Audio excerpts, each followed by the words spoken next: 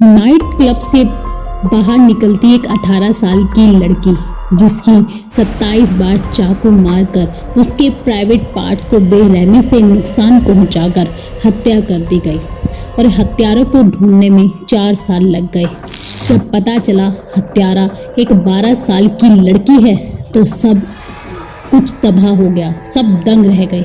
छोटी सी उम्र में जहां हम सब मस्ती करते हैं, शरारती करते हैं, पर कभी किसी को नुकसान पहुंचाने के बारे में नहीं सोचते। पर आज की जो कहानी है एक ऐसी मानसिकता की है जहां एक 12 साल की लड़की खेलने कूदने की बजाय अपने आप को अपराध की गलियों में गुम कर देती है। आज की कहानी है कैटी रेडक्लिफ की, जिसकी हत्या किसी ने बड़ी बेरहमी से कर दी जब वो नाइट क्लब में अपने दोस्तों के साथ चिल करने गई हुई थी। आखिर कौन थी कैटी रेडक्लिफ और कौन था उसका गुनहगार जो 4 साल तक खुलेआम घूमता रहा। कैटी रेडक्लिफ 18 साल की एक खूबसूरत लड़की थी जो अपने परिवार के साथ काफी खुशहाल जीवन जी रही थी। केटी के परिवार उससे बहुत प्यार करता था। केटी के पास बहुत अच्छे दोस्त भी थे। केटी एक हेयर स्टाइलिश बनने की ट्रेनिंग ले रही थी, वहीं अपने परिवार के हर एक वो सपने को पूरा करना चाहती थी जो उसने देखा था। वहीं अपनी ट्रेनिंग को कंप्लीट होने के बाद केटी खुद का एक सैलून खोलना चाहती थी। जिस साल केटी को अपना सैलून खोलना था उसी साल में केटी ने अपने बॉयफ्रेंड से ब्रेकअप कर लिया। ब्रेकअप करने के बाद अपने मूड को सही करने के लिए अपने दोस्तों के साथ क्लब में जाने का फैसला किया, जहां वो अपनी ब्रेकअप की पार्टी अपने फ्रेंड्स को देना चाहती थी। केटी और उसके दोस्तों ने चेवरले स्रे के रंगम फिनस नाइट क्लब में अपनी पार्टी की और बहुत मस्ती भी की। लेकिन जब क्लब बंद हुआ तो कैटी अकेली घर की ओर चल पड़ी। अगली सुबह कैटी का शव क्लब से कुछ ही दूर पाया गया। उसे कम से कम 27 बार चाकू से गोदा गया था। जांचकर्ताओं के लिए यह हमला इतना भयानक था कि वे सोच भी नहीं सकते थे कि हत्या इतनी भयानक होगी, क्योंकि केटी के प्राइवेट पार्ट पर भी बुरी तरह से हमला किया गया था।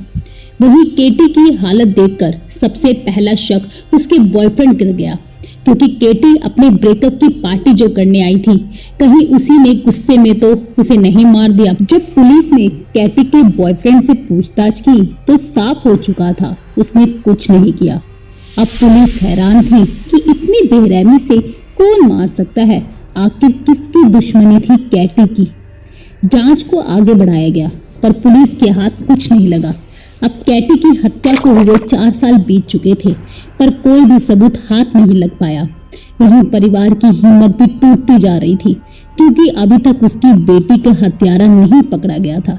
पुलिस को लग रहा था कि कैटी को मारने वाला कोई आदमी होगा जो काफी शक्तिशाली होगा, पर जब पुलिस को पता चला कि वो एक 12 साल की लड़की थी तो सब दंग रह गए कि आखिरकार एक 12 साल की लड़की कैसे किसी को इतनी बुरी तरीके से मार सकती है, इतनी दरिंदगी कैसे हो सकती है, आखिर इतना गुस्सा किस तरीके से हो सकता है एक 12 साल की लड़की के अंदर। एक दिन पुलिस के सामने शोरेन का केस आया, जिसने अपने ही स्कूल की एक स्टूडेंट पर हमला किया था। शोरेन ने अपनी क्लासमेट एन मैरी को अपने झांसे में लेकर उसे बाथरूम में बुलाया, जहां उस पर चाकू से हमला कर दिया। फिर उसके ऊपर जाकर खड़ी हो गई, ये देखने के लिए कि वो मर गई है या नहीं। पर सौभाग्य से उसी दौरान स्कूल का स्टाफ और बच्चे वहां आ गए और एन मैरी को बचा लिया गया।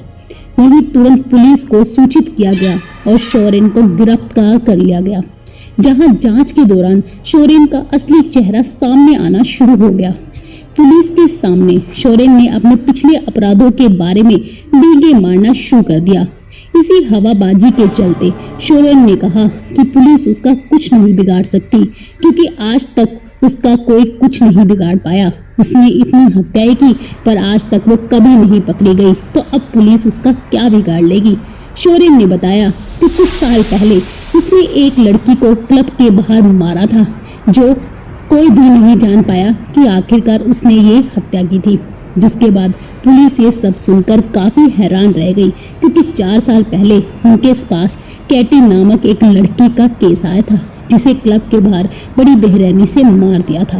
पुलिस ने जब पाया कि कैटी का हत्यारा कोई और नहीं बल्कि शोरेन है तो पुलिस काफी दंग रह गई। वहीं शोरेन के घर की तलाशी भी की जाए। शोरेन के घर की तलाशी के दौरान एक डायरी मिलती है। शोरेन की एक आदत थी, जब भी वो कोई अपराध करती थी उसे अपनी डायरी में जरूर लिखती थी। शोरेन की डायरी से पता चला कि उसने कैटी को कैसे मारा। शोरेन ने कहा उसने कैटी को चाकू घोंपा और उसे मारने का आनंद लिया। उसने कैटी को मारकर खूब मजा आया।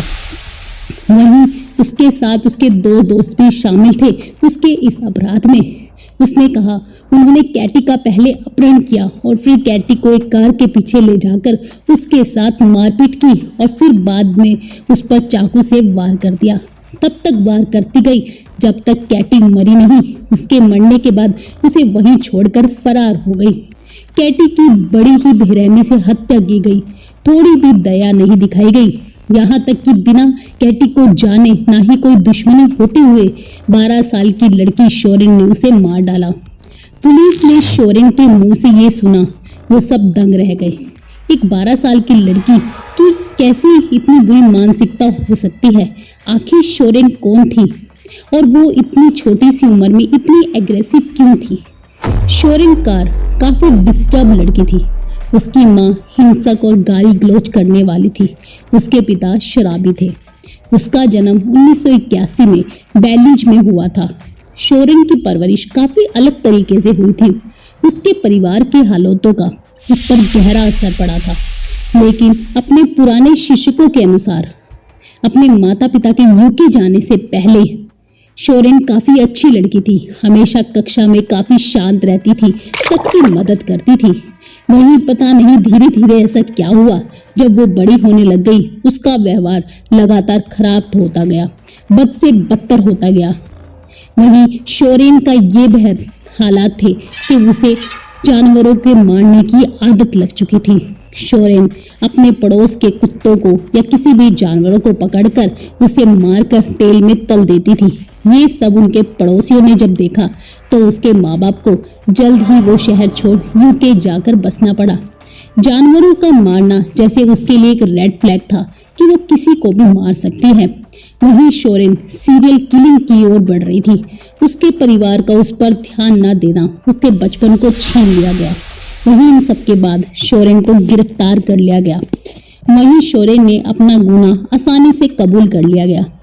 उसके 2 साथी जिसने इस अपराध में उसका साथ दिया था वो अपने आप को बचाने में कामयाब हुए।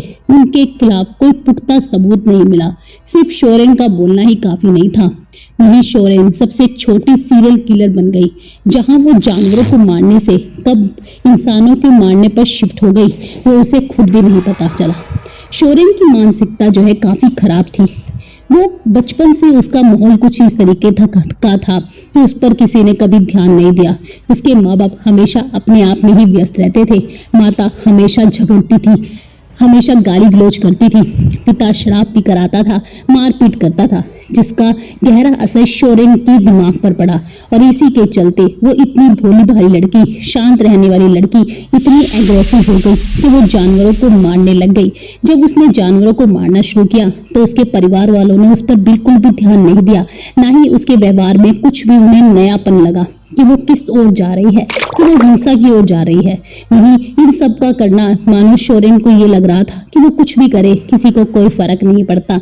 इसीलिए उसने जानवरों के बाद अब इंसानों को मारना शुरू कर दिया था। बिना किसी वजह इंसानों को मारकर खुलेआम घूमना उसका एक शौक बन चुका था। पर कहते हैं ना कि कभी ना कभी आपको आपके गुनाहों की सजा मिलती ही है। शोरेन के साथ भी कुछ ऐसा हुआ जब उसने स्कूल में अपने इस काम को करना शुरू कर दिया। वहीं शोरेन का ये हाल सिर्फ और सिर्फ उसके परिवार की वजह से हुआ था, जो उस पर बिल्कुल भी ध्यान नहीं देता था।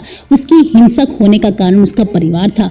वहीं शोरेन की कहानी ये साफ करती है कि उम्र किसी भी व्यक्ति की खतरनाक प्रवृत्ति का मापदंड नहीं होता। यह कहानी हमें सिखाती है हमें बच्चों के व्यवहार को गंभीरता से लेना चाहिए। वो किस तरीके का व्यवहार कर रहे हैं, अगर वो हिंसक हो रहे हैं तो हमें उसे नजरअंदाज नहीं करना चाहिए, उन्हें समझाना चाहिए, उन पर पूरा ध्यान देना चाहिए ताकि हम अपने बच्चों को एक गलत राह पर जाने से रोक सकें। वहीं शोरिन की इस कहानी से आपको क्या सीखने को मिलता है, कमेंट सेक्शन में जरूर बताइएगा। आपको इस कहानी को सुनकर किस तरीके के विचार आ रहे हैं, अपने विचारों को हमारे साथ जरूर शेयर कीजिएगा, अपने व्यूज को जरूर साझा कीजिएगा।